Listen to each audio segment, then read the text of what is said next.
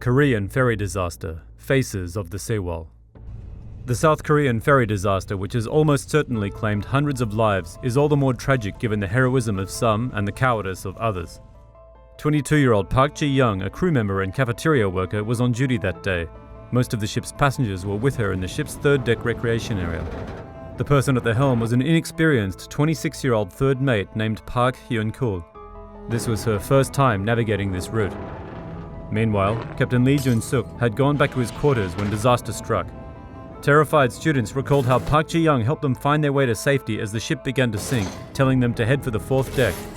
As the ferry rapidly took on water, Captain Lee told passengers to stay where they were. Trusting the crew, many passengers heeded the advice and waited for rescue even as the water rose. But Park gathered life jackets for the high schoolers and got many of them to rescue boats. They pleaded for her to join them. "After saving you, I will get out. The crew goes out last," Park told them, not keeping a life jacket for herself.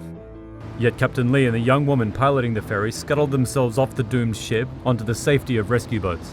Park went back inside. There were still nearly 300 people who hadn't found a way out. But it was too late. The ship took less than 2 hours to fully capsize.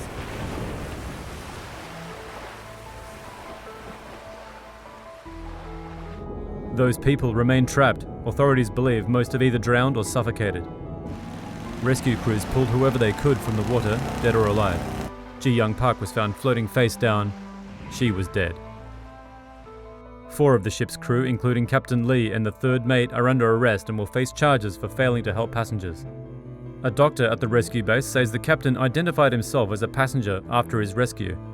Hoping that Park Ji-young's name is remembered long after Lee's is forgotten, some South Korean web users are asking the government to allow Park to be buried in the National Cemetery, a place normally reserved for past presidents and war heroes.